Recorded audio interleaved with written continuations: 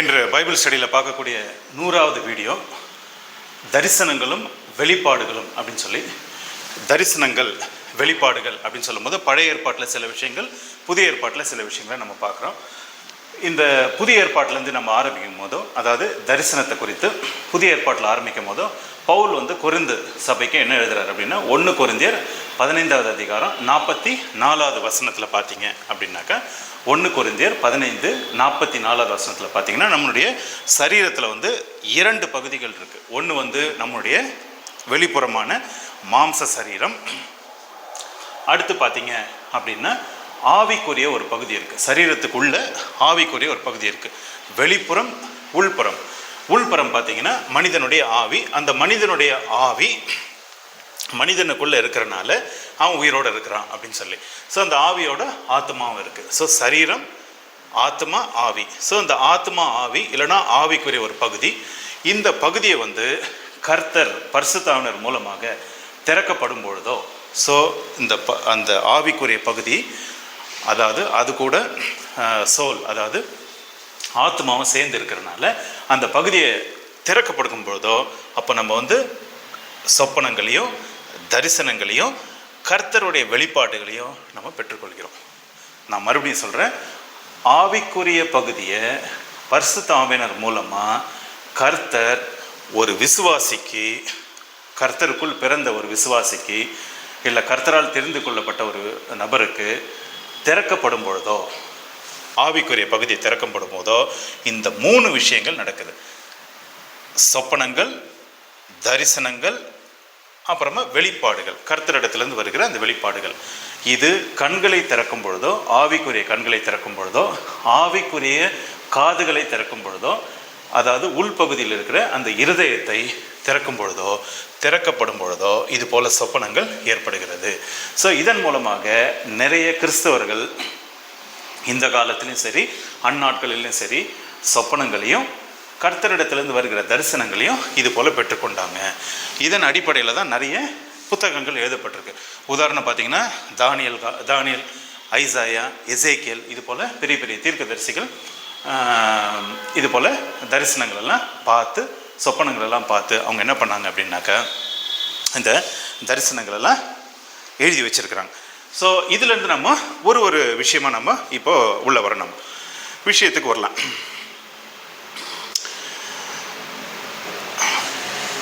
அதாவது இந்த சொப்பனங்களை பார்க்கிறவர்கள் அல்லது தரிசனத்தை பார்க்குறவங்க முதல்ல கர்த்தருடைய அந்த வல்லமையை பெற்றுக்கொண்டு அவங்க என்ன செய்கிறாங்க அப்படின்னாக்கா, சிலர் ஒரு கதவை பார்க்குறாங்களாம். மேலே பார்க்கும்போதோ ஒரு கதவுனாக்கா திறக்கப்பட்ட ஒரு கதவை பார்க்குறாங்க, அதாவது திறக்கப்பட்ட ஒரு வாசலை பார்க்குறாங்க. ஸோ திறக்கப்பட்ட ஒரு வாசல், அதாவது யோவான் 10வது அதிகாரம் 9வது வசனத்தில் எழுதியிருக்கு, நானே அந்த வாசல். அதாவது இயேசு கிறிஸ்து தான் அந்த திறக்கப்பட்ட அந்த வாசல் அப்படின்னு சொல்லி. ஸோ திறக்கப்பட்ட அந்த வாசலை பார்க்குறாங்க. இல்லைன்னா ஒரு ஸ்க்ரீன் அப்படின்னு சொல்லுவாங்க, இல்லைன்னா ஒரு திரைச்சிலை அப்படின்னு சொல்லுவாங்க, வெயில், இல்லைன்னா ஒரு ஸ்க்ரீன் ஆங்கிலத்தில். ஸோ இல்லைன்னா ஒரு வாசல் திறக்கப்பட்டது சில பேர் தரிசனத்தில் பார்க்குறாங்க. இது போல் பைபிளில் நிறைய இடங்கள் நம்ம பார்க்குறோம். ஆனால் இயேசு கிறிஸ்து என்ன சொல்கிறார் அப்படின்னாக்கா, நானே அந்த வாசல் அப்படின்னு சொல்லி. உதாரணத்துக்கு புதிய ஏற்பாட்டில் அப்போஸ்தலர் நடவடிக்கையில் 7வது அதிகாரம் நீங்கள் அந்த 50லேருந்து அப்படியே தொடர்ந்து படிச்சுட்டே வந்தீங்க அப்படின்னாக்கா, 56வது வசனத்தில் பார்த்தீங்கன்னா, ஸ்தேஃபான், அதாவது ஸ்டீஃபன் கடைசியாக யூதர்கள் அங்கே இருக்கிற பிற ஜனங்க என்ன பண்ணுறாங்கனாக்கா, ஸ்தேஃபானை கடைசியாக அவரை கல்லடித்து சாவடிக்கிற ஒரு சூழ்நிலைக்கு வர்றார். ஸோ ஸ்டீஃபன் கல்லுகளால் எரியப்பட்டு காயத்தினால் இறக்க போகிற அந்த தருணத்தில், சாவ போகிற அந்த நேரத்தில் பரிசுத்த ஆவியானவரால் ஸ்டீஃபன் முழுமையாக நிரப்பப்பட்ட ஒரு நபர். பரிசுத்த ஆவியானவரால் அவருடைய அந்த கண்கள் திறக்கப்படுது, ஸ்டீஃபனுடைய அந்த கண்கள் திறக்கப்படுது. ஸோ ஸ்டீஃபனுடைய கண்கள் திறக்கப்பட்ட உடனே அவர் என்ன பண்ணுறாருன்னா, நேரடியாக அந்த 3வது வானத்தில் இருக்கிற அந்த திறக்கப்பட்ட அந்த டோரை, அந்த வாசஸ்தலத்தை அவர் பார்க்குறார். ஸோ திறக்கப்பட்ட அந்த கதவை பார்க்கும் பொழுதோ இது என்ன ஆகுது அப்படின்னாக்கா, இது 3வது வானத்தில் இருக்கிறனால அதை டைரெக்டாக அவர் பார்த்து அதுக்கப்புறமா அவர் என்ன பண்ணுறாருன்னா உயிர் விடுகிறார். ஸோ இதனை குறித்து நம்ம அப்போஸ்தலர் 7வது அதிகாரத்தில் எழுதியிருக்கு. இதை நம்ம ஸ்டெப் பை ஸ்டெப்பாக போனோம் அப்படின்னாக்கா, பரிசுத்தாவினரால் நிரப்பப்பட்ட ஸ்டேஃபான், அந்த ஸ்தேவான் வந்து தரிசனத்தை மரண நேரத்தில், அதாவது எல்லாரும் கல் எடுத்து சாவடிக்கிற அந்த நேரத்தில் பவுல் அதாவது சவுல் ஆகிய பவுலும் அந்த ஒரு விட்னஸாக அங்கே நின்றுட்டு இருக்கார், இந்த காட்சியை பார்த்துட்டு இருக்கார். ஸோ பரிசுத்தாவினரால் நிரப்பப்பட்டு மரண நேரத்திலையும் பரிசுத்தாவினரால் நிரப்பப்பட்ட அந்த ஸ்தேஃபான் பரலோகத்தை நேராக எட்டி பார்க்குறார், அவருடைய கண்கள் திறக்கப்பட்டு. ஸோ அப்போ என்ன பார்க்குறாரு அப்படின்னா, கர்த்தருடைய அந்த பிரகாசமான அந்த குளோரி, அதாவது கர்த்தருடைய அந்த பிரசன்னத்தை அவர் பார்க்குறாரு. கர்த்தருடைய முகம், கர்த்தர் ரொம்ப யங்காக இருக்காரா அப்படின்லாம் இல்லை, கர்த்தருடைய அதாவது பிதாவானவருடைய அந்த பிரகாசத்தை அவர் பார்க்குறாராம். அதாவது பரலோகத்தில் இருக்கிற பிதாவானவருடைய அந்த பிரகாசமான அந்த மகிமையை அவர் பார்க்குறாராம். ஸோ அந்த மகிமை அப்படின்றது ரொம்ப முக்கியம். அவருடைய வலது பக்கத்தில் இயேசு கிறிஸ்து நிற்கிறதையும் அவர் பார்க்குறாரு. ஸோ திறக்கப்பட்ட ஒரு இடம் அங்கே, அதாவது அதனை வந்து பேரடைஸ் இல்லைன்னா 3வது வானம். அந்த 3வது வானத்தில் ஆவியானவரால் கண்கள் திறக்கப்பட்டு ஸ்டீஃபன் இறந்து போகிற நேரத்தில் பிதாவானவரையும் இயேசு கிறிஸ்தையும் பார்க்குறாரு. ஸோ இதிலிருந்து பார்த்தீங்க அப்படின்னா, ஸ்டீஃபன் ஆவியானவரால் நிரப்பப்பட்டு 1, பிதாவானவருடைய மகிமையை கண்டு 2, இயேசு கிறிஸ்து அவருடைய வலது பக்கத்தில் நிற்க கண்டு. இதில் பார்த்தீங்கன்னா 3. ஸோ பரிசுத்தாவினவர், பிதாவானவர், இயேசு கிறிஸ்து அப்படின்னு சொல்லிட்டு 3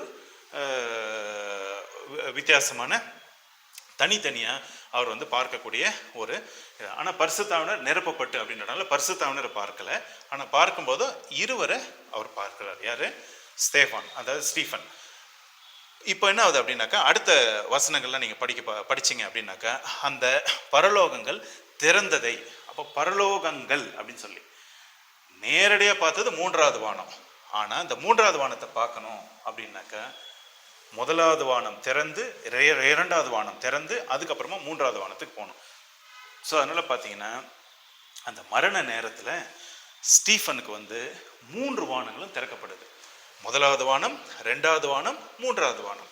அந்த 3 வானங்களும் திறக்கப்பட்டு அந்த மரண நேரத்தில், மரித்து போகிற நேரத்தில் அவர் என்ன பண்ணுறாருனாக்கா, என்னுடைய ஆவியை, கர்த்தாவே இயேசு கிறிஸ்துவே என்னுடைய ஆவியை நீங்கள் பெற்றுக்கொள்ளுங்க அப்படின்னு சொல்லி கடைசி அவர் என்ன பண்ணுறாருன்னா அதை சொல்கிறார். என்ன இந்த மாதிரி இப்போ கல் இருந்து என்னெல்லாம் சாவடிச்சாங்களே அவங்களெல்லாம் நீங்கள் மன்னிச்சிருங்க, அவங்களுடைய பாவத்தை நீங்கள் மன்னித்துருங்க அப்படின்னு சொல்லிட்டு அவர்களை மன்னிங்க அப்படின்னு சொல்லிட்டு என்ன பண்ணுறாருன்னா, அவர்களை மன்னித்து விட்டு என்னுடைய ஆவியை பெற்றுக்கொள்ளுங்க அப்படின்னு சொல்லி. ஸோ இப்படி ஒரு விஷயத்தை நம்ம அப்போஸ்தலர் 7வது அதிகாரத்தில் நம்ம பார்க்குறோம். ஸோ இங்கே பார்த்தீங்க அப்படின்னாக்கா, 1வது வானம், 2வது வானம், 3வது வானம், வானங்கள் அப்படின்னு சொல்லி நீங்கள் ஆதியாகமம் 1வது அதிகாரம் 1வது வசனம் பார்த்தீங்கன்னா, கர்த்தர் வந்து அதாவது ஹெவன்ஸ் பரலோகங்களையும், புரிஞ்சுங்களா, பூமியையும், அதாவது பரலோகங்களையும் பூமியையும், அங்கே பரலோகங்கள் அப்படின்னு சொல்லும் பொழுதும் 3 விதமான காரியங்கள் வருது. 1வது வானம், 2வது வானம், 3வது வானம், இந்த 3ஐயும் கர்த்தர் படைத்தார் அப்படின்னு சொல்லி நம்ம வாசிக்கிறோம் எங்க ஆதியாகமத்தில். ஸோ அதுக்கப்புறமா பூமியும் படைத்தார் அப்படின்னு சொல்லி. ஸோ இதில் பார்த்தீங்கன்னா 1வது வானம் அப்படின்னும் போது பறவைகள், இது இல்லைன்னா வந்து நம்ம ஆகாயத்தில் நம்ம ஃப்ளைட்டில் போகிறோம், ஆகாயத்தில் இல்லைன்னா சில பேர் வந்து என்ன பண்ணுறாங்கன்னா, ஒரு 50வது மாடி இல்லைன்னா 100வது மாடியில் தங்குறவங்க மேலேருந்து என்ன பண்ணலான்னா கீழே பார்க்கலாம். ஸோ 100வது அப்பார்ட்மெண்ட், 100வது ஃப்ளோரில் தங்குறவங்க, பெரிய பெரிய அந்த பில்டிங்கில் தங்குறவங்க மேல் மாடியில் போனீங்க, இல்லைன்னா ஃப்ளைட்டில் போகும்போதோ இல்லை ஹெலிகாப்டரில் போகும்போதோ இல்லை பறவைகள் பறக்கிற அந்த இடத்த வந்து 1வது வானம் அப்படின்னு சொல்லி சொல்கிறோம். சரி, அடுத்து அங்கே வந்து காற்று அதெல்லாம் இருக்குது, கொஞ்சம் குளிரான இடம். அதுக்கு அடுத்து பார்த்தீங்க அப்படின்னாக்கா, அதெல்லாம் தாண்டி ரொம்ப உள்ளே போகும்போதோ இந்த 2வது ஒரு வானத்தை நம்ம பார்க்குறோம். இந்த 2வது வானம் அப்படின்னு சொல்லும் போதும் இது வந்து பிசாசனுடைய அந்த ஒரு ராஜ்யத்தை குறிப்பிடுது. பிசாசானவன் 3வது வானத்தில், இதெல்லாம் வந்து வெளிப்படுத்தின விசேஷத்தில் நம்ம வாசிப்போம் 13வது அதிகாரத்தில், 3வது வானத்திலிருந்து கர்த்தருடைய இடத்திலிருந்து 3வது வானத்திலிருந்து கீழே தள்ளப்பட்ட அந்த பெரிய குரூப், 3ல் ஒரு பங்கு தள்ளப்பட்ட அந்த குரூப் வந்து என்ன பண்ணுதுன்னா, அந்த 2ஆம் வானத்தில் அவங்க அங்கே தங்கியிருக்கிறாங்க. ஸோ அந்த 2ஆம் வானத்தில் பார்த்தீங்க அப்படின்னாக்கா, அந்த அந்த ராஜ்யத்துக்கு, அந்த பிசாசனுடைய ராஜ்யத்துக்கு ஒரு தலைவன், அதாவது சேட்டன் இல்லைனாக்கா ஆதி சர்ப்பம் அப்படின்னு சொல்லுவாங்க அது. அதுக்கப்புறமா அவனோடு கூட விழுந்த எல்லா தூதர்களும், அங்கே விழுந்து போன தூதர்கள்லாம் அங்கே இருக்கிற ஒரு மண்டலம், அப்படின்னு சொல்லுவாங்க. இல்லைன்னா வந்து அதை வந்து வான மண்டலத்தில் அப்படின்னு சொல்லுவாங்க பாருங்கள். அந்த இதெல்லாம் வந்து எபேசியர் 6வது அதிகாரத்தில் நீங்கள் வாசிப்பீங்க. பேதுரு எழுதின அந்த எபேசியர் என்ற புஸ்தகத்தில் 6வது அதிகாரத்தில் நீங்கள் பார்த்தீங்க அப்படின்னாக்கா வான மண்டலத்தில், அதுக்கப்புறமா அங்கே என்னென்ன இருக்குது அப்படின்னு சொல்லி பார்த்தீங்கன்னா பவர்ஸ், அத்தாரிட்டிஸ் அப்படின்னு சொல்லுவாங்க. ஸோ அதுபோல் சில காரியங்கள்லாம் அங்கே இருக்குது அப்படின்னு சொல்லி இது வந்து 2வது வானங்களில் நம்ம பார்க்குறோம். ஸோ இங்கே பார்த்தீங்க அப்படின்னாக்கா அந்த வான மண்டலத்தில் இருக்கிற அந்த பொல்லாத பிசாசு, அந்த பிசாசினுடைய சேனை, அந்த பிசாசினுடைய வல்லமை, அந்த பிசாசினுடைய அந்த ஒவ்வொரு பிரின்சிபாலிட்டிஸ் அப்படின்னு சொல்லுவாங்க.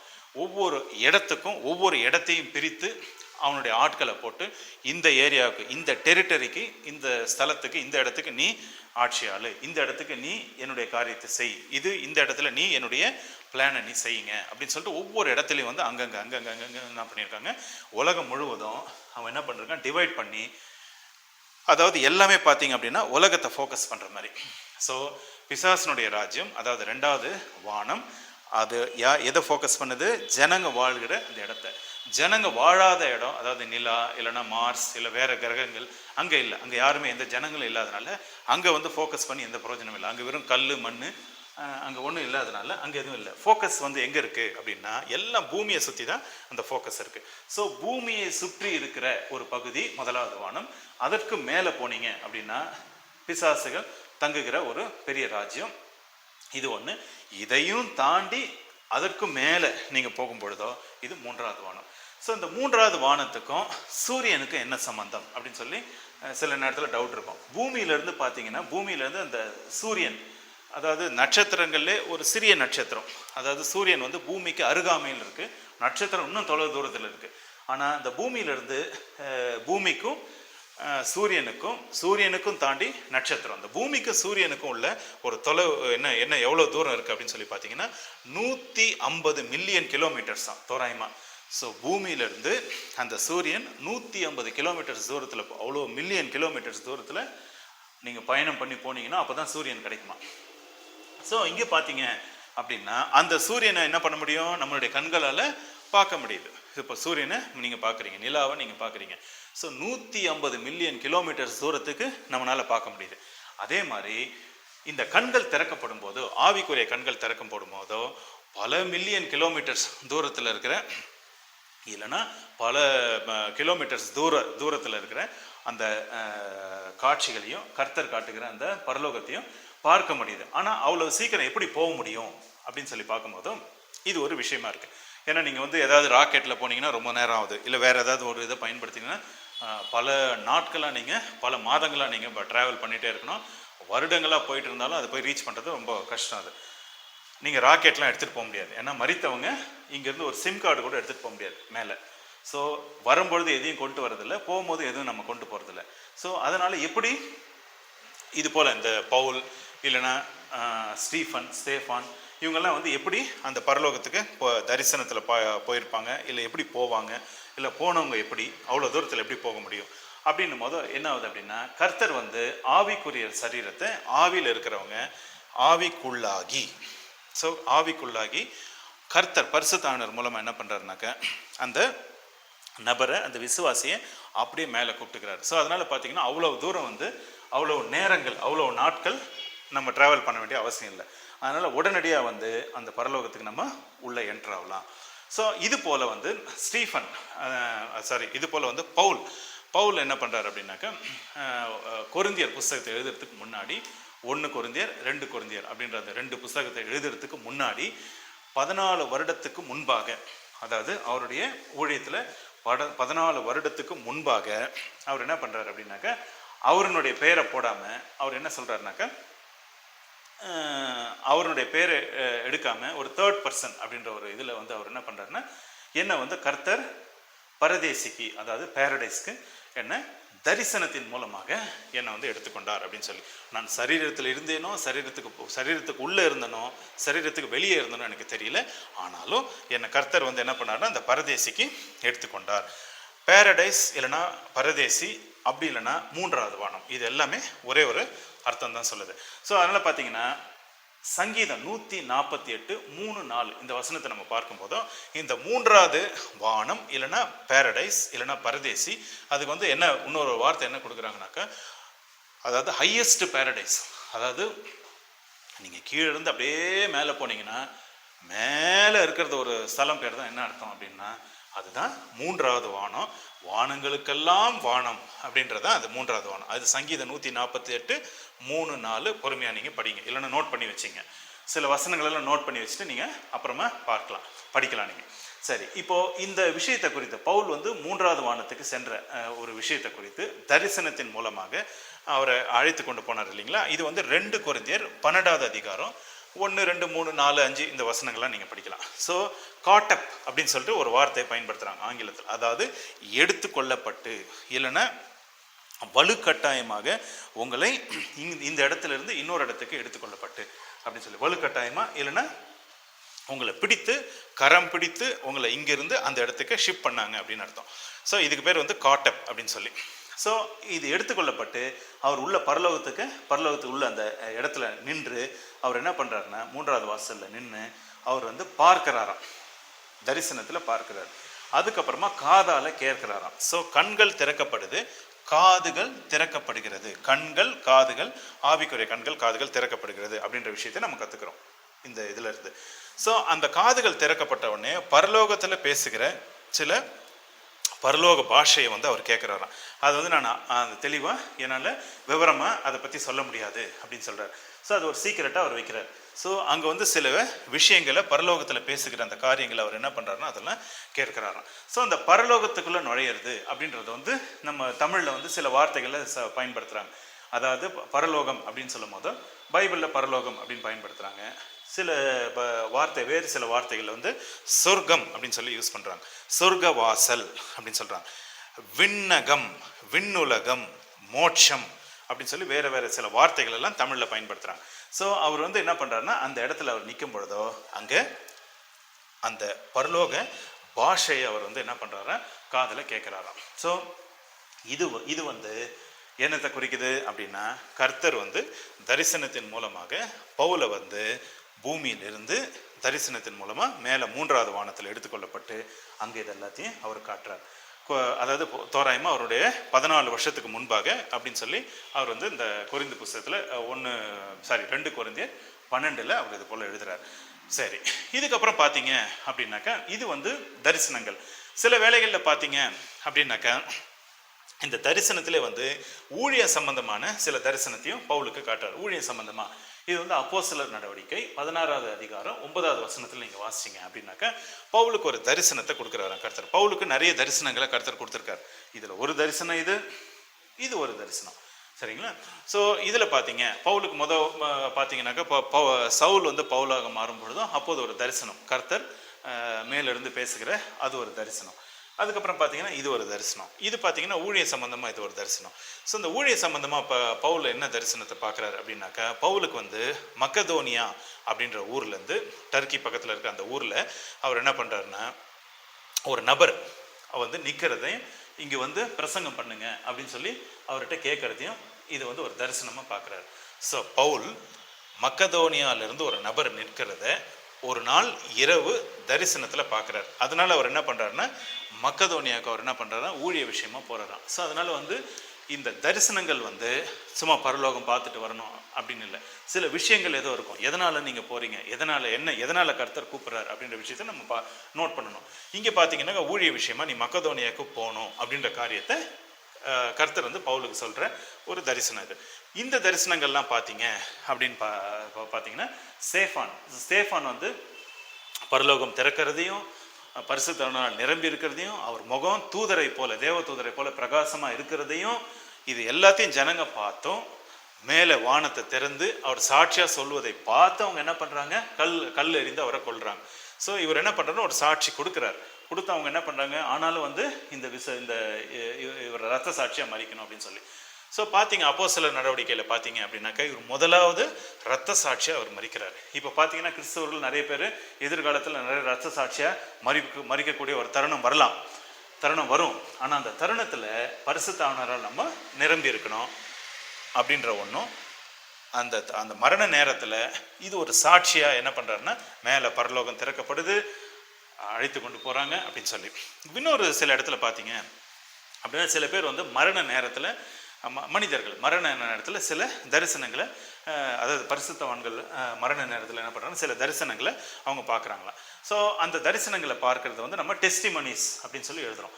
அதாவது அந்த டெஸ்டிமனிஸ் அப்படின்னு சொல்லி சொல்கிறோம்.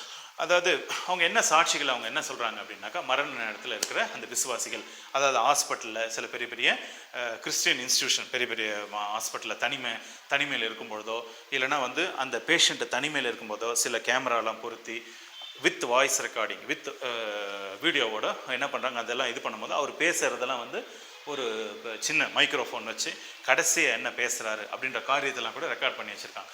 ஸோ கடைசியாக ஒரு விசுவாசி தனிப்பட்ட முறையில் இரவு நேரத்தில் 3 மணி 4 மணி எல்லாரும் தூக்கத்தில் இருக்கும் பொழுதோ இவர் என்ன பேசினார், இந்த கடைசியாக என்ன பேசிட்டு போனார், என்ன சொல்லிட்டு போனார், மரண நேரத்தில் என்ன வார்த்தையை அவர் பேசினார் அப்படின்றதெல்லாம் வந்து நம்ம டெஸ்டிமனிஸ் அப்படின்னு சொல்கிறோம். இதெல்லாம் மருத்துவ ரீதியாக சில நேரத்தில் பார்க்கும்போது இதோ நான் கர்த்தர் வருகிறதே பார்க்குறேன், இல்லைனா வந்து தூதர்கள் வருகிறதே பார்க்குறேன், என்னோட அறையில் வந்து வெளிச்சம் உண்டாயிற்று, அதாவது வெளிச்சத்தை நான் பார்க்குறேன், அதே நேரத்தில் கர்த்தரை என்னை ஏற்றுக்கொள்ளும், இது போல் இந்த சில வார்த்தைகள் எல்லாம் பேசுகிறாங்க. தூதர்கள் வந்து என்ன வராங்கன்னாங்க, ஒரு 2 தூதர்கள் பொதுவாக வராங்களாம், லெஃப்டில் ஒன்று ரைட்டில் ஒன்று, அது மாதிரி நிற்கிறாங்க தூதர்கள், இல்லைன்னா தரை பக்கம் ஒருவர் கால் பக்கம் ஒருவர் அப்படின்ற அந்த காட்சிகள் எல்லாம் வந்து இது நம்ம சொல்கிறதில்ல, இது போல் இந்த விசுவாசிகள் மரண நேரத்தில் இது போல் காரியங்கள் எல்லாம் வந்து சொல்லி வச்சுருக்காங்க. இதெல்லாம் ரெக்கார்டட் மெடிக்கல் ரெக்கார்ட்ஸில் இதெல்லாம் இருக்குது. ஸோ இந்த தூதர்கள் வந்து என்ன பண்ணுறாங்கனாக்கா, அந்த விசுவாசியை சரீரத்திலேருந்து எடுத்து அந்த சரீரத்திலேருந்து பிரித்து அந்த மரண நேரத்தில் அவர் என்ன பண்ணுறாங்கன்னா அப்படியே மேலே கொண்டு போகிறாங்க. ஸோ அதனால் பார்த்தீங்க அப்படின்னாக்கா இவர்களுடைய அந்த விட்னஸ், இந்த டெஸ்டிமனி எப்படி இருக்குது அப்படின்னு சொல்லி பார்த்தீங்கன்னா, இவங்க வந்து எப்படி கொடுக்குறாங்க அப்படின்னா, நாங்கள் சரீரத்திலேருந்து வெளியே வரும்போதும் அப்படியே ஒரு இடத்துல நாங்கள் நின்றுட்டு இல்லை அப்படின்னா, அந்த செத்து போன சரீரத்தையே பார்த்துட்டு இங்கேயே பார்த்துட்டு டாக்டருங்க என்ன பண்ணுறாங்கன்னு சொல்லி ரொம்ப நேரமாக, ஒரு நாளாக, ஒரு வாரமாக, ஒரு மாதமாக, இல்லை 40 நாளாக இங்கேயே தங்கியிருக்கார் அப்படிலாம் இல்லை. ஸோ அவங்க என்ன பண்ணுறாங்கன்னா ஒரு மூமெண்ட்டுக்குள்ளே போகிறாங்க. ஒரு மூமெண்ட் அப்படின்னாக்கா இங்கேருந்து அவங்க நிற்கிறது இல்லை, அப்படியே அவங்க என்ன பண்ணுறாங்கன்னா அழைத்து கொண்டு போகிற ஒரு இதை வந்து அவங்க அந்த மோஷனை வந்து அவங்க பார்க்குறாங்க. ஸோ அந்த மூமெண்ட் என்ன அப்படின்னு சொல்லி பார்த்தீங்கன்னா, ஒன்று மேலே போகிற மாதிரி இருக்கான், இல்லைன்னா கீழே போகிற மாதிரி இருக்கான். ஸோ மேலே போகிற மாதிரி இல்லை கீழே போகிற மாதிரி அப்படின்னு என்ன அர்த்தம்னாக்கா, சிலர் என்ன பண்ணுறாங்கன்னா கீழே போயிட்டு திரும்ப மறுபடியும் வருகிற அந்த காரியத்தை அவங்க சொல்கிறாங்க. சிலர் வந்து மேலே போயிட்டு திரும்ப மறுபடியும் வர காரியத்தை அப்படின்னு என்ன அர்த்தம்னாக்கா, சில நேரத்தில் அவங்க என்ன பண்ணுறாங்க, இந்த மரண நேரத்தில் அவங்க அந்த உயிர் பிரிந்து அங்கே போயிட்டு அதுக்கப்புறம் திரும்ப மறுபடியும் சரீரத்துக்கு வருகிற அது போல் டெஸ்டிமனியை அவங்க சில நேரத்தில் சொல்கிறாங்க. யார்? பேஷண்ட்ஸ். ஸோ இது எப்படி அப்படின்னு சொல்லி பார்க்கும்போதும் பொதுவாக பார்த்தீங்கன்னாக்கா, நம்மளுடைய பிரெயினுக்கு வந்து 3லேருந்து அதிகபட்சமாக 6 நிமிடம் வரை, புரிஞ்சுங்களா, ஆக்சிஜனோ இல்லைன்னா வந்து அந்த பிளட் சர்க்குலேஷன் அதுக்குள்ளே அந்த மூளை, அதாவது பிரெயின்குள்ளே போகல அப்படின்னாக்கா 3லேருந்து 6, அதாவது 6 நிமிஷத்துக்கு மேலேன்னு வச்சுங்க, இல்லை 5 நிமிஷத்துக்கு மேலே வச்சுங்க. அப்போ வந்து என்னன்னா அந்த பிரெயின் எல்லாம் உள்ளே இருக்கிற அந்த செல், அந்த டிஷ்யூ எல்லாம் வந்து டேமேஜ் ஆகிடும். ஸோ அதனால் பார்த்தீங்கன்னாக்கா அது வந்து இர்ரிவர்சிபிள். அந்த டேமேஜ் எல்லாம் ஆகிடுச்சுனாக்கா திரும்ப அந்த பிரெயின் மறுபடியும் புதுப்பிக்கிறது கஷ்டம், மறுபடியும் வேலை செய்ய வைக்கிறது கஷ்டம். ஆனால் நீங்கள் புதிய ஏற்பாட்டில் பார்த்தீங்கன்னா லாசர் வந்து 4வது நாள் கர்த்தர் உயிரோடு எழுப்புறார். அது பாருங்கள், அதனுடைய பவர் எப்படி இருக்கு பாருங்கள். ஸோ இங்கே பார்த்தீங்க அப்படின்னாக்கா இந்த பேஷண்ட்ஸ் வந்து என்ன பண்ணுறாங்கன்னா தற்காலிகமாக ஒரு டெம்பரவரியாக என்ன பண்ணுறாங்கன்னா ஒரு அந்த கோமா ஸ்டேஜில், ஆனாலும் அந்த பிரெயினுக்கு ரத்தம் போகுது, ஆக்சிஜன் சப்ளைலாம் போகுது, நம்ம ஆக்சிஜனும் கொடுத்துட்றோம். அந்த மாதிரி ஒரு தற்காலிகமான ஒரு சூழ்நிலையில் அவர்கள் வந்து மேலே எடுத்துக்கொள்ள போகிறாங்க, இல்லை கீழே எடுத்துக்கொள்ள போகிறாங்க. ஒரு தரிசனத்தையும் பார்த்துட்டு வந்து இது போல் நாட்களில் நிறைய பேர் இப்போ சொல்ல ஆரம்பிக்கிறாங்க. நிறைய பேஷண்ட்ஸ் வந்து என்ன பண்ணுறாங்கனாக்கா, நான் கெட்டவன் தான், நான் விசுவாசத்தில் இல்லை, கர்த்தரை நம்பலை, ஆனால் நான் மேலே போனேன், இந்த காரியத்தெல்லாம் பார்த்துட்டு வந்தேன், நான் கீழே போனேன், இந்த காரியத்தெல்லாம் பார்த்துட்டு வந்தேன். அதுக்கு பிறகு அவங்க என்ன பண்ணுறாங்க, இந்த காரியத்தெல்லாம் பார்க்கும்போதோ இது எல்லாமே வந்து பைபிள் சம்மந்தமாக, பைபிள் இதெல்லாம் எழுதி வச்சுருக்காங்க, இது நாம் பார்த்ததும் பைபிளில் எழுதப்பட்டிருக்கிற இந்த பரிசுத்த வேதாகமத்தில் எழுதப்பட்டிருக்கிற காரியங்களும் 2 ஒத்து போகுது அப்படின்னு சொல்லி நிறைய பேர் வந்து தரிசனத்தின் மூலமாக கர்த்தரை ஏற்றுக்கொள்ளுகிறவர்கள் நிறைய பேர் ஆகிட்டே வராங்களாம். இதெல்லாம் நீங்கள் பெரிய பெரிய இந்த அரபு தேசத்துலேயோ இல்லை வந்து மத்திய கிழக்கு தேசங்களில் நீங்கள் பார்த்தீங்கன்னா நிறைய நபர்கள், அதாவது அங்கே போய் பிரசங்கம் பண்ண முடியல, அங்கே வந்து பிரசங்கம் பண்ணுவதற்கு வாய்ப்புகள் இல்லை, ஆனாலும் தரிசனத்தின் மூலமாக பரலோக தரிசனத்தையும் இல்லைன்னா சில வேளைகளில் நரகத்தில் நடக்கிற அந்த சம்பவங்களையும் பார்த்து நிறைய நபர்கள் வந்து கர்த்தரை வந்து பைபிள் மூலமாக கர்த்தரை வந்து நிறைய பேர் ஏற்றுக்கொள்கிற காலத்தில் இப்போ இருக்கிறோம். நமக்கு தெரியல இங்கே வந்து நம்ம இந்தியாவில் வந்து அங்கே எப்படி வந்தாங்க, இந்த விசுவாசி எப்படி உள்ளே வந்தார் அப்படின்ற காரியங்கள்லாம் தெரியல. சில வேலைகளை நம்ம போய் சொன்னாதான் அவர் வந்து கர்த்தருக்குள்ளே வருவார் அப்படின்னு சொல்லாமலே சில நேரத்தில் தரிசனத்தின் மூலமாக. இப்போ பாருங்கள், பவுல் வந்து தரிசனத்தின் மூலமாக, சவுல் வந்து பவுல் தரிசனத்தின் மூலமாக உள்ளே வந்தவர். ஸோ இந்த மாதிரி பார்த்தீங்கன்னா இப்போ நிறைய தரிசனங்கள் ஏற்படுகிறது. அதாவது நம்ம வந்து யோவேல் 2வது அதிகாரம் 28வது வசனத்திலிருந்து 28, 29, 30 இதெல்லாம் நீங்கள் வாசித்து பார்த்தீங்கன்னா, அந்நாட்களில், அதாவது கடைசி நாட்களில் அதாவது எல்லா மாம்சத்தின் மீதும் என் ஆவியை அவர்கள் மீது ஊற்றப்படும் போதோ அதில் ஒரு விஷயம் நடக்கிறது என்ன அப்படின்னா, அதுதான் வந்து இந்த விஷன்ஸ். சில பேர் அதை வந்து நம்ப மாட்டாங்க. இது என்னங்க, இது பரிசுத்தாவினர் வந்து எப்படி வந்து ஊற்றப்படும், இதெல்லாம் வந்து நாங்கள் நம்ப மாட்டோம், நாங்கள் வந்து ஒரு விதமான கிறிஸ்தவர்கள் அப்படின்னு சொல்லலாம். ஆனால் வந்து யோவேல் தீர்க்கதரிசி அந்நாட்களில் அதாவது எதிர்காலத்தில், அதாவது கடைசி நாட்களில் என் ஆவியை ஊற்றப்படும் போதோ இது போல சொப்பனங்களையும் தரிசனங்களையும் வெளிப்பாடுகளையும் அவர்கள் காண்பார். நிறைய பேர் பார்த்தீங்கன்னா சில குழந்தைகள்லாம் கூட, சில நேரத்தில் சின்ன குழந்தைகள்லாம் கூட பார்த்தீங்கன்னா தரிசனத்தையும் சொப்பனத்தையும் பார்ப்பாங்க. அதனால் பார்த்தீங்கன்னா சில நேரத்தில் தூதர்களை கூட பார்ப்பாங்க. சில பேர் அவங்க வர்ணிப்பாங்க, சில பேர் வந்து சில குழந்தைகள்லாம் கூட வரைஞ்சி கூட காட்டுவாங்க. இது போல் நம்ம எபிரேயர் 13வது அதிகாரத்தில் பார்த்தீங்க அப்படின்னாக்கா, அதில் வந்து என்னன்னாக்கா, உங்களை அறியாமலேயே தூதர்கள் மாம்சத்தில் நம்ம வீட்டுக்கு வந்து சாப்பிட்டு போகிற ஒரு சூழ்நிலை இருக்குது. ஸோ தூதர்கள் நமக்கு தெரியாமலேயே நம்மளுடைய சிந்தனைக்கு அப்பால் அவங்க என்ன பண்ணுறாங்கன்னா, சரீரத்தில் வந்து தூதர்கள் சரீரத்தில் வந்து நம்ம வீட்டில் சாப்பிட்டுட்டு நமக்கு சில வேலையும் செஞ்சுட்டு போகிறாங்களாம். ஸோ அதனால் பார்த்தீங்கன்னா விசுவாசிகளுக்கு தூதர்கள் சரீரத்தில் வந்தோம், அதே நேரத்தில் தூதர்கள் சில சுவிசேஷங்களை அறிவித்துட்டும் போகிறாங்களாம். சில பெரிய பெரிய இடங்களில் அறிவித்துட்டு போகிறாங்களாம். சில நேரத்தில் பார்த்தீங்க அப்படின்னாக்கா மரண நேரத்தில், புரிஞ்சுங்களா, சில யாரோ ஒரு நபர் வந்து நீ இயேசு கிறிஸ்துவை ஏற்றுக்கொள் அப்படின்லாம் சொல்லுகிற அந்த காரியத்தில் ஒரு நபர் சொல்லிட்டு போகிறதெல்லாம் பார்த்துருக்கோம். இப்போ நம்ம இதெல்லாம் பார்க்கும்போது, ஏங்க நீங்கள் பெரிய ஒரு மருத்துவ துறையில் இருக்கிறீங்க, இதெல்லாம் நீங்கள் நம்புறது உண்டா, இதெல்லாம் நம்பலாமா நீங்கள் அப்படின்னு சொல்லி ஒரு கேள்வி வரும். ஸோ இதில் பார்த்தீங்க அப்படின்னா இந்த தரிசனங்கள் எல்லாம் வந்து ஆவிக்குரிய விஷயமா இருக்குது. ஸோ ஆவிக்குரிய விஷயத்த இதை மையமாக வைத்து மருத்துவ புஸ்தகத்தில் எதுவும் எழுத முடியாது. இதெல்லாம் ஆவிக்குரிய விஷயம். சரீரத்துக்குரிய காரியங்கள், சரீரம் சம்பந்தமான வியாதிகள், அந்த வியாதிக்குரிய அந்த வியாதியினுடைய டயக்னோசிஸ் எப்படி, அதுக்கு என்னென்ன மருந்து, என்னென்ன செய்யணும், அது எப்படி கண்டுபிடிக்கணும், இது என்னென்ன லேப் டெஸ்ட் எல்லாம் பண்ணணும், அதுக்கு என்னென்ன இமேஜிங் ஸ்டடீஸ் என்னென்னலாம் பண்ண முடியும் அப்படின்னு சொல்லி இந்த சரீரம் சம்பந்தமான வியாதிகளை மருத்துவ ரீதியாக நம்ம பார்க்க முடியும். ஆனால் ஆவிக்குரிய ஒரு பகுதின்னு ஒன்று இருக்குது. அதான் சொல்லுவாங்க பாருங்கள், இப்போ அவர் இல்லை, அவர் மரித்துட்டாரு, அவர் பிரிந்து போயிட்டாரு, சரீரத்துலேருந்து பிரிஞ்சு போயாச்சு, அவர் இங்கே இல்லை, ஆனால் அவருடைய பாடி இங்கே இருக்குது. ஸோ பாடி இருக்கிறவர்களும் மருந்து மாத்திரை, x ray, CT, MRI scan, lab test, blood test, இதெல்லாம் மருந்துகள்லாம். ஆனால் அந்த பாடியிலேருந்து அந்த ஆவி போன பின்னாடி அந்த ஆவிக்கு ஒரு டெஸ்ட் எதுவும் பண்ண முடியாது. அந்த ஆவிகளை குறித்து, அந்த காரியங்களை குறித்து எழுதப்படுறதான் பைபிள். ஸோ பைபிளில் பார்த்தீங்கன்னா அந்த காரியங்களை குறித்து ரொம்ப அதிகபட்சமாக இந்த புஸ்தகத்தில் பைபிளில் அதிகமாக எழுதியிருக்கிறாங்க. ஸோ அதை நம்ம தரிசன கண்ணோட்டத்தில் அந்த காரியங்கள் எல்லாம் எழுதப்பட்ட அந்த காரியத்தை நம்ம படிக்கும் பொழுதோ நிறைய விஷயங்களை நம்ம தெரிந்துக்கலாம். அதாவது சரீரத்துக்கும் அப்பால், மரணத்துக்கும் அப்பால் அந்த பக்கம் போகும்பொழுதோ இது போல காரியங்கள் எல்லாம் பைபிளில் எழுதி வச்சிருக்காங்க. ஸோ அதனால் இதை வந்து மருத்துவ ரீதியாக நம்ம இது உள்ள போட முடியாது, கஷ்டம். சரி, அதுக்கப்புறம் பார்த்தீங்க அப்படின்னாக்கா பைபிளில் அப்படியே நீங்கள் சில காரியங்கள்லாம் வந்து அந்த தரிசனத்தின் கண்ணோட்டத்தில் சில காரியங்கள்லாம் எழுதி வச்சுருக்காங்க இல்லைங்களா. அதே போல் இந்த பேஷண்ட்ஸ் மரண நேரத்தில் இல்லைன்னா தற்காலிக மரணம், இறந்து உடனடியாக மறுபடியும் வந்துடுறாங்க பாருங்கள், உயிரோட மறுபடியும் வராங்க பாருங்கள், அவங்க கொடுக்குற சில சாட்சிகள் என்னென்னலாம் காரியத்தை பார்த்தாங்க அப்படின்னு சொல்லி. மேலே போனாங்கன்னா என்னென்ன காரியத்தை பார்த்தாங்க, கீழே போனாங்கன்னா என்னென்ன காரியத்தை பார்த்தாங்க. கீழே போனாங்க அப்படின்னா என்ன அர்த்தம் அப்படின்னாக்கா, பூமிக்கு உள்ளாக ஊடுருவி கீழே செல்வது அப்படின்னு பேர். கீழே போகிறது அப்படின்னு என்ன அர்த்தம்னாக்கா, பூமிக்குலேருந்து இப்படி போகிறதில்ல, பூமியினுடைய உள்பகுதிக்குள் நுழைந்து கீழே உள்ள இறங்குவது பேர் தான் வந்து இறங்கி செல்லுதல் அப்படின்னு பேர். ஸோ அந்த பூமிக்கு உள்பகுதியில் உள்ள இறங்கி போகும்போதோ என்னென்ன காரியத்தை அவங்க தற்காலிகமாக போயிட்டு திரும்ப வந்து சொல்கிறாங்க பாருங்கள், எழுந்து அது போல காரியங்கள் என்னென்ன அப்படின்னாக்கா, பூமிக்கு உள்பகுதியில் போகும்போது ரொம்ப இருளாம், காரிருள் அப்படின்னு சொல்லி ஒரு வார்த்தை பயன்படுத்துகிறாங்க. காரிருள்னாக்கா எங்கே பார்த்தாலும் இருள், வெளிச்சமே இல்லை அது. ஸோ பூமிக்குள்ளே வந்து அந்த மாதிரி ஒரு அந்தகார இருள் அப்படின்னு சொல்லுவாங்க. அந்தகார இருள், ஒரே இருள். அதுக்கப்புறம் பார்த்தீங்கன்னா ஒரு டனல் மாதிரி, டனல் அப்படின்னு சொல்லும் போது இது போல் ஒரு வழி இருக்கான். அந்த நபர் இறந்த உடனே அந்த நபரை அழைச்சிட்டு போகிறதுக்கு கீழே வந்து ஒரு டனல் மாதிரி அப்படியே கீழே ஒரு இறங்கி அது வந்து பூமியினுடைய நடுப்பகுதியை நோக்கி உள்ள கீழே இறங்கி போதான் அது. ஸோ கீழே இறங்க இறங்க என்ன ஆச்சுன்னா அங்கே பார்த்தீங்கன்னா நிறைய புகைகளை பார்க்குறாங்களாம்.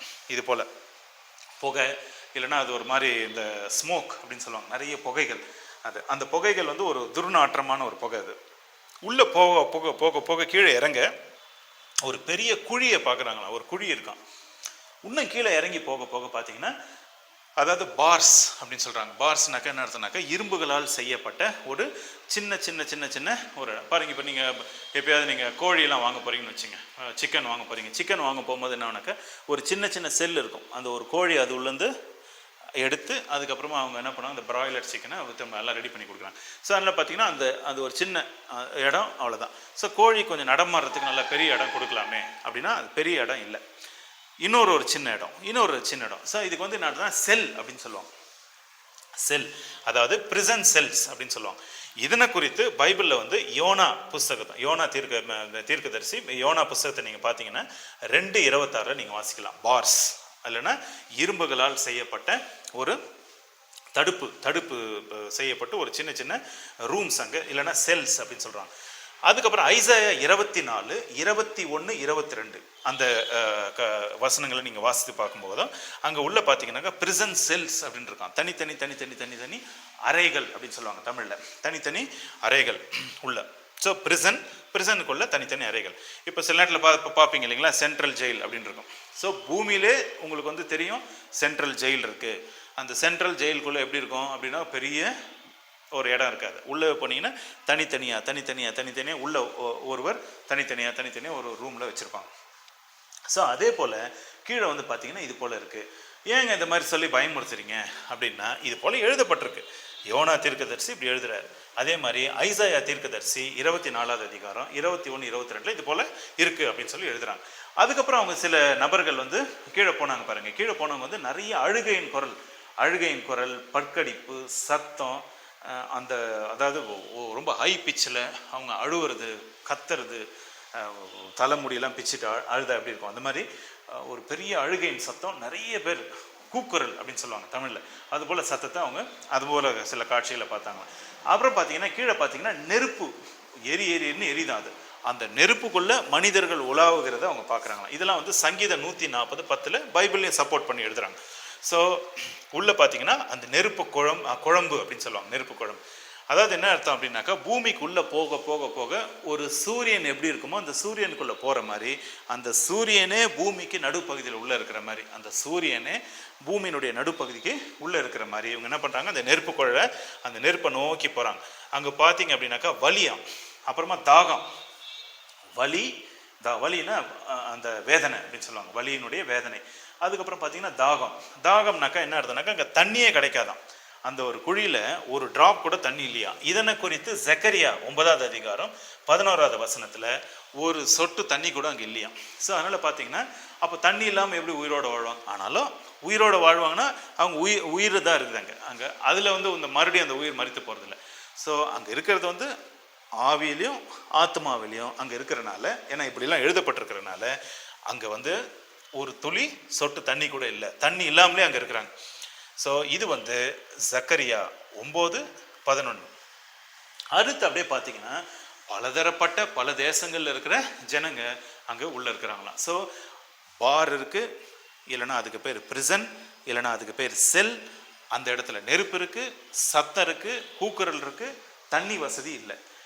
இவ்வளோ காரியங்களை வந்து என்ன பண்ணுறாங்கன்னா கீழே போனவங்க பொதுவாக சொல்கிறது, கீழே போயிட்டு உடனே இங்கே வராங்க பாருங்கள், நான் கீழே போயிட்டு வந்தேன், நான் கோமாவில் அதாவது நம்ம சொல்லுவோம் டாக்டர்ஸ் வந்து என்ன ரிப்போர்ட் கொடுக்கும், நீ கோமாவில் இருந்தப்பா, நீ இந்த டைமில் வந்து உனக்கு என்ன நடந்ததுன்னே தெரியல. ஆனாலும் அவர்களுக்கு வந்து என்ன ஆகுதுனாக்கா இந்த ஆவிக்குரிய மண்டலத்தில் ஆவிக்குரிய பகுதியில் கர்த்தர் மூலமாக தரிசனம், ஏன்னா பிசாசு கொடுக்காது, கர்த்தர் மூலமாக அந்த ஆத்மாவுக்கு ரட்சிக்கப்பட்டவரோ ரட்சிக்கப்படாதவரோ அந்த ஆவிக்குரிய அந்த இடத்துல கண்களையும் காதுகளையும் இருதயத்தையும் திறக்கும் பொழுதோ தரிசனத்தில் அவங்க என்ன பண்ணுறாங்கன்னா அவ்வளோ தூரம் கீழேயும் போக முடியுதான், மேலேயும் போக முடியுதான்.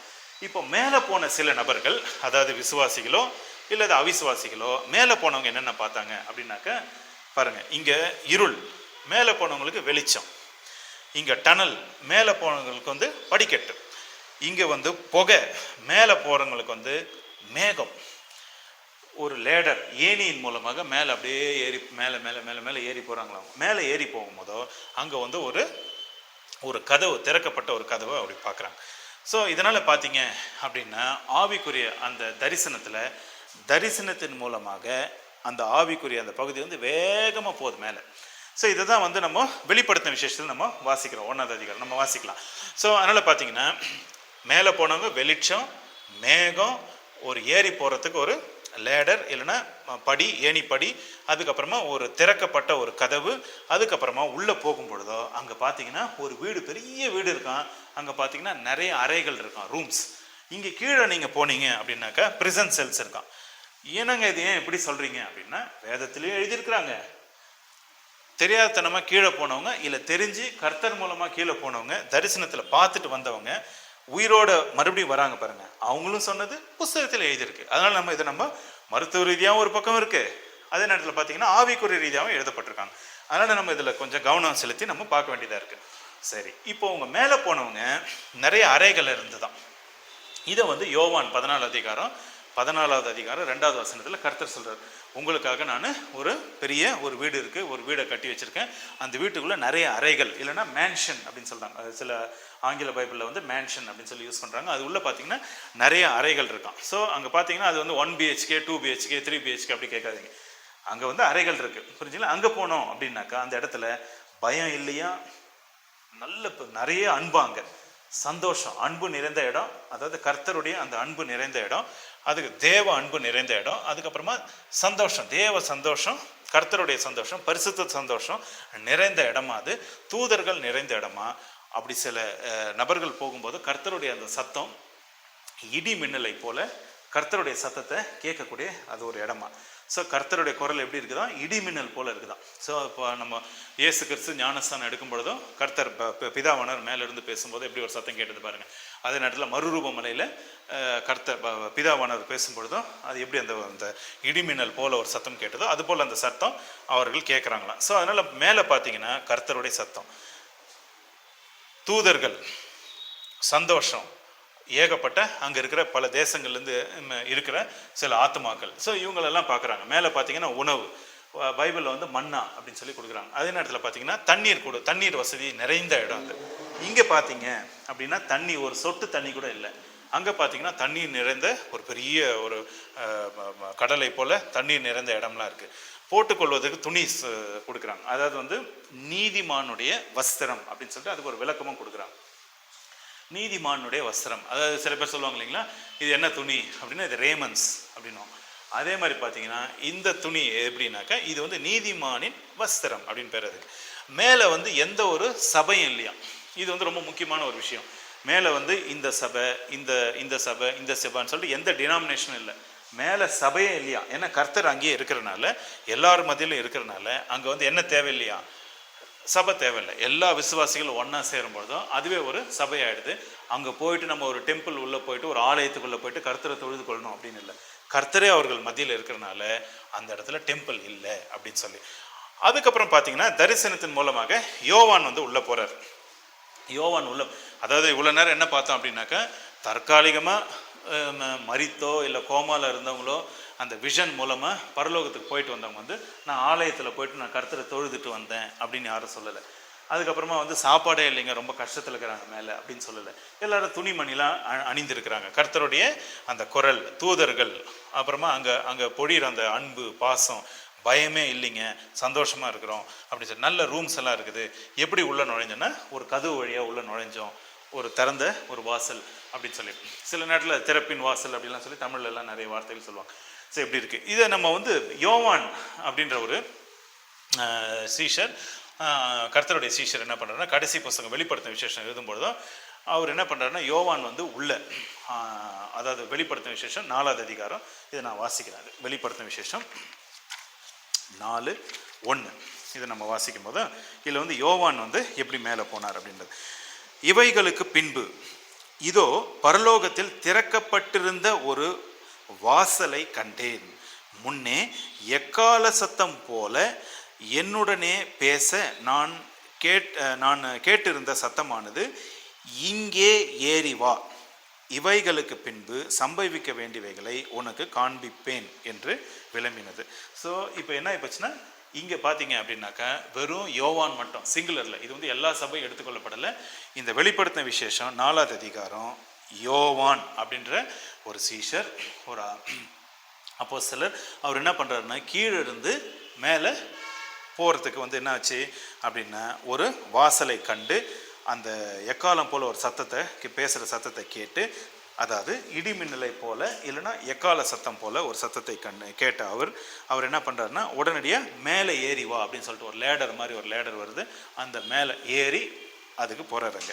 ஸோ கீழே இருக்கிறவர் தரிசனத்தில் முதலாவது வானத்தை விட்டு 2வது வானத்தை விட்டு 3வது வானத்துக்கு அவர் என்ன பண்ணுறாருன்னா ஏறி போகிறார். ஏறி போயிட்டு யோவான் வந்து இனிமேல் உலகத்துக்கு என்னென்ன விஷயங்கள்லாம் நடக்க போகுது அப்படின்றத நான் தரிசனத்தின் மூலமாக நான் காட்டுறேன் அப்படின்னு சொல்லி. அப்போ எப்படிங்க ஏறி போக முடியும்? ஏறி போனால் எவ்வளோ நாள் ஆகுமே. அதுதான் வந்து 2வது வசனத்தில் பார்த்தீங்கன்னா, அதாவது வெளிப்படுத்தின விசேஷம் 4:2, உடனே ஆவிக்குள்ளானேன், அப்பொழுது இதோ வானத்தில் ஒரு சிங்காசனம் வைக்கப்பட்டிருந்தது, அந்த சிங்காசனத்தின் மேல் ஒருவர் வீற்றிருந்தவர் பார்வைக்கு வஜ்ர கற்களும் பதரமாறதும் ஒப்பாயிருந்தார். அந்த சிங்காசனத்தை சுற்றி ஒரு வானவில் இருந்தது, அது பார்வைக்கு மரகதம் போல் தோன்றிற்று. ஸோ இங்கே பார்த்தீங்க அப்படின்னாக்கா வஜ்ர கற்கள் அவர் பார்ப்பதுக்கு அப்படி இருந்தார். ஆனால் தெளிவாக இப்படி தான் அப்படின்னு இல்லை, ஒரு பிரகாசமான அந்த குளோரியை வந்து அவர் பார்க்குறாரு. யார்? யோவான், மேலே போனவர் யோவான். அதுக்கப்புறம் அப்படியே பார்த்தீங்கன்னாக்கா அந்த சிங்காசனத்தை சூழ 24 சிங்காசனங்கள் இருந்தது. 24 மூப்பர்கள் வெண் வஸ்திரம் தரித்து தங்கள். ஸோ இதெல்லாம் இது வந்து அவர் என்ன பண்ணுறாருன்னா அந்த பரலோகத்தில் என்னென்ன இருந்தது அப்படின்றத தரிசனத்தின் மூலமாக போனவர் இது எல்லாத்தையும் பார்க்குறாரு. ஸோ அதனால் இந்த வெளிப்படுத்தின விசேஷத்தில் நீங்கள் பார்த்தீங்க அப்படின்னா யோவான் மேலே போயிட்டு வந்தார். அதுக்கு பிறகு பார்த்தீங்கன்னாக்கா பவுல் ஊழிய சம்பந்தமாக ஒரு தரிசனத்தை பார்க்குறாரு. பவுல் ரட்சிக்கப்பட்ட நாட்களில் இயேசு கிறிஸ்துவை பார்க்கிறார். ஸ்டீஃபன் மரண நேரத்தில் தரிசனத்தை பார்க்குறாரு. மேலே என்ன நடக்குது அப்படின்றத, மேலே யார் நிற்கிறாங்க அப்படின்றத பார்த்துட்டு அதுக்கப்புறமா மேலே அவர் போயிருக்கணும். யோவேல், அதாவது ஜோயல் 2:28, இதில் பார்த்தீங்கன்னா ஆவி எல்லார் மேலும் ஊற்றப்படும், அந்த நாட்களில் தரிசனத்தை பார்ப்பாங்க அப்படின்னு சொல்லி. இந்த தரிசனத்தை எப்படி பார்ப்பாங்க அப்படின்றத நான் விளக்கி சொல்லியிருக்கேன். அதுக்கப்புறம் பார்த்தீங்க அப்படின்னா இதுக்கு வந்தீங்கன்னா நம்ம சில நபர்கள் வந்து தற்காலிகமாக மரணத்தில் இறந்தோ இல்லை கோமாவில் இருக்கிறவங்க இது போல் வர்ணிக்கிறாங்க. ஸோ இதில் இருந்தால் நம்ம பார்க்கும்போதோ என்ன தெரியுது அப்படின்னா, தமிழில் சொல்கிறாங்க பாருங்கள், சொர்க்கம், விண்ணகம், சொர்க்கலோகம், சொர்க்க வாசல், இது போல். அதே போல் நம்ம பைபிளில் வந்து பரலோகத்தில் வந்து ஒரு வாசல் இருக்குது, அவரே வாசல் அப்படின்னு சொல்லிட்டு யோவான் 10:9 நம்ம வாசிக்கிறோம்.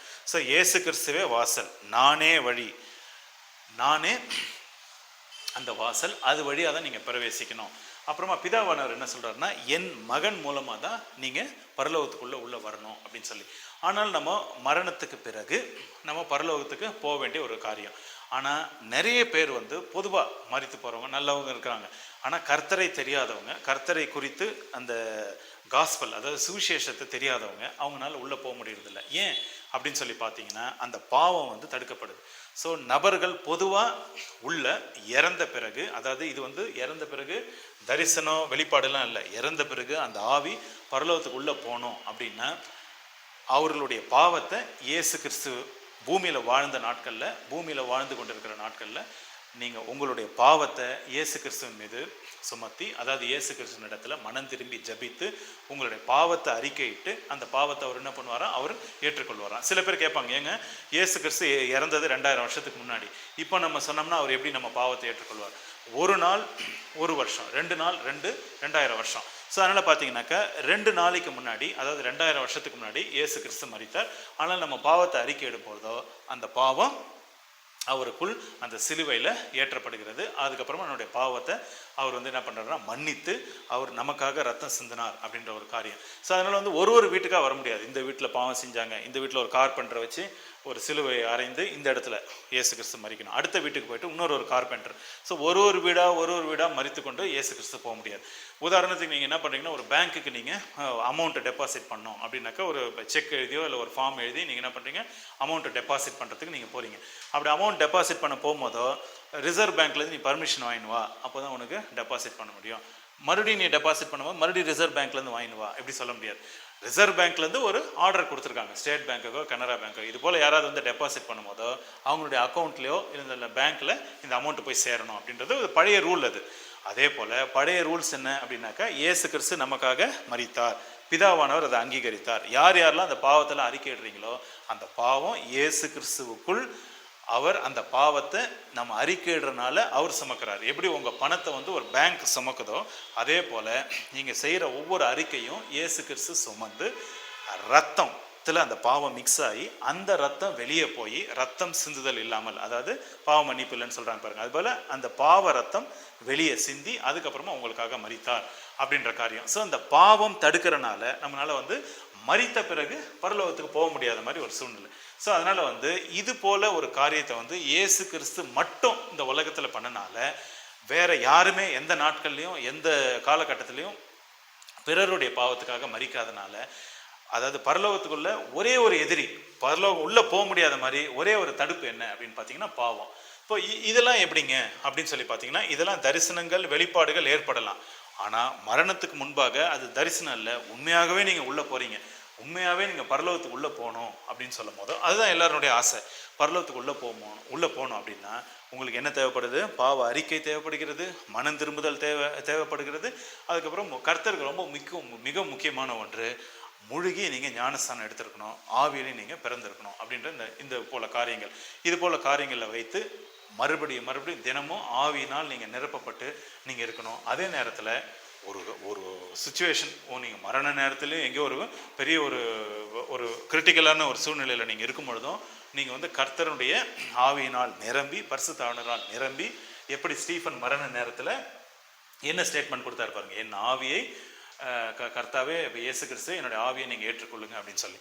ஸோ அதனால் வந்து ஸ்டீஃபன் வந்து உடனடியாக பரலோகத்துக்கு எடுத்துக்கொள்ளப்பட்டார். ஸோ தரிசனங்கள் வெளிப்பாடுகள் அதே நேரத்தில் வந்து ட்ரீம்ஸ், அதாவது தூக்கத்தில் உங்களுக்கு நிறைய விஷயங்கள் நீங்கள் பார்த்தாலும் சொப்பனத்தில் பார்த்தாலும் இது நிஜமாகவே ஒரு நாள் நம்ம கர்த்தரை போய் மீட் பண்ண வேண்டிய ஒரு சூழ்நிலை இருக்குது.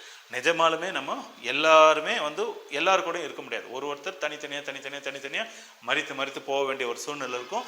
இல்லைனா கர்த்தரே வந்து நம்மளை எடுத்துக்கொள்ளக்கூடிய ஒரு சூழ்நிலை இருக்கும். ஆனால் அதுக்கு முன்பாக நம்ம இந்த காரியங்கள் எல்லாம், முக்கியமான காரியங்கள் என்னென்னா, என்னுடைய பாவத்தை கர்த்தர் இடத்துல அறிக்கை பண்ணி அவருடைய சிலுவையினுடைய மரணத்தை தியானித்து அதுக்கு பிறகு அந்த பாவங்கள்லாம் கர்த்தர், அதாவது உங்களுடைய பாவத்தெல்லாம் கர்த்தர் ஏற்று உங்களுடைய பாவத்தெல்லாம் மன்னித்தார் அப்படின்னு சொல்லி. ஸோ வெறும் இயேசு கிறிஸ்துவின் மூலமாக தான் நம்ம பிதாவின் இடத்துல இல்லைன்னா அந்த தேவனுடைய ராஜ்யத்துக்குள்ளே போய் சேர முடியும் அப்படின்றது ரொம்ப தெளிவாக அங்கே எழுதியாச்சு. ஸோ இயேசு கிறிஸ்து பிதா கர்த்தராக இருந்தோம், தேவனாக இருந்தோம். இயேசு கிறிஸ்து தேவனாய் இருந்தோம் அந்த சாயலை விட்டு மனிதனாக இறங்கி கீழே வரும்பொழுதோ அவர் வந்து தேவகுமாரனை மாறுகிறார். ஸோ அதனால் வந்து தேவகுமாரர் இல்லைனா இயேசு கிறிஸ்துனுடைய அந்த ஒரு பாட்டு பார்த்தீங்கன்னா, தேவனுடைய மகன், ஒரே பிள்ளை, ஒரே மகன், அவரை விசுவாசிக்கிறாங்க. அவர் மீது விசுவாசம் கொண்டு உங்களுடைய பாவத்தை நீங்கள் அவர் மீது வைத்து அந்த பாவத்தை அவர் சுமந்து அதன் மூலமாக நம்ம ரட்சிப்பை பெற்று அதன் மூலமாக நம்ம மறுபடியும் பிறந்து, அதாவது ஜலத்தினாலும் ஆவினாலும் மறுபடியும் பிறந்து இப்படி தான் நம்ம தேவனுடைய ராஜ்யத்துக்கு மரணத்துக்கு பிறகு போக முடியும். ஆனால் இது போல் தரிசனங்கள்லாம் நமக்கு என்ன காட்டுது அப்படின்னு சொல்லி பார்த்தீங்கன்னா, உண்மையாகவே பரலோகம்னு ஒன்று இருக்குது, உண்மையாலுமே நரகம்னு சொல்லி கீழே ஒன்று இருக்குது, இது போல் காரியங்கள்லாம் இருக்குது அப்படின்றத நம்ம ஞாபகம் வச்சுக்கணும். ஸோ இது வந்து என்னன்னாக்கா ஒரு சின்ன ஒரு விஷயம். இது சிறிய நபர்கள் இல்லைனா வந்து ஒரு சிறு பிள்ளைகள் இல்லைனா வந்து புதிதாக கர்த்தருக்குள் வருகிறவர்கள் இல்லைனா சுவிசேஷத்துக்கு இதை நீங்கள் பயன்படுத்தி நீங்கள் சொல்லலாம். எசேக்கியேல் 26 அப்படின்ற அதிகாரத்தை நீங்கள் பார்க்கும்போதும் ஒரு தேசத்தையும் கர்த்தர் வந்து தண்டிப்பாராம். அதில் எசேக்கியேல் 26:15 பார்த்தீங்கன்னா, இந்த டயர் இல்லைன்னா லெபனான் அப்படின்ற தேசம் கீழே இறங்கி அவங்க அந்த ராஜாக்கள் இருந்து அந்த மக்கள்லாம் வந்து என்ன பண்ணுறாங்க, சிறையில் உள்ள அவர்கள்லாம் காத்திருக்கிறாங்களாம் இயேசு கிறிஸ்துவனுடைய நியாய தீர்ப்புக்காக. ஸோ அதனால் பார்த்தீங்கன்னா, தவறி கீழே நீங்கள் போயிட்டீங்க இல்லை தெரிஞ்சு கீழே போயிட்டீங்க அப்படின்னா கர்த்தருடைய நியாய தீர்ப்புக்காக கீழே நீங்கள் காத்து கொண்டு இருக்க வேண்டிய ஒரு சூழ்நிலை. அது எவ்வளோ கஷ்டம் பாருங்கள். அது தண்ணி இல்லாமல் கஷ்டத்தில் அது ரொம்ப கஷ்டமான ஒரு சூழ்நிலை. ஸோ அதனால் இதெல்லாம் நம்ம யோசித்து பார்க்கும்போதோ நமக்கு இயேசு கிறிஸ்து ரொம்ப முக்கியம். இயேசு கிறிஸ்து நமக்காக பிறந்தார், இயேசு கிறிஸ்து நமக்காக சிலுவையில் மரித்தார். இதனை நம்ம இயேசு கிறிஸ்து எனக்காக உயிரோடு எழுந்தார், கர்த்தருடைய சித்தத்தின்படி 3ஆம் நாளில் அவர் இயேசு கிறிஸ்து எழுந்தார். இந்த காரியத்தெல்லாம் வந்து நம்ம நினைத்து யோசித்து வாசித்து இதை நம்ம விசுவாசிக்கும் பொழுதோ நம்மளும் கர்த்தருக்குள்ளே நம்ம மரிக்கும் பொழுதோ நம்ம இது போல் உண்மையாகவே பரலோகத்துக்குள்ளே நம்ம நுழைவதற்கு நிறைய வாய்ப்புகள் இருக்குது அப்படின்னு சொல்லி நான் இந்த சின்ன விஷயத்தை நான் முடிச்சுக்கொள்கிறேன்.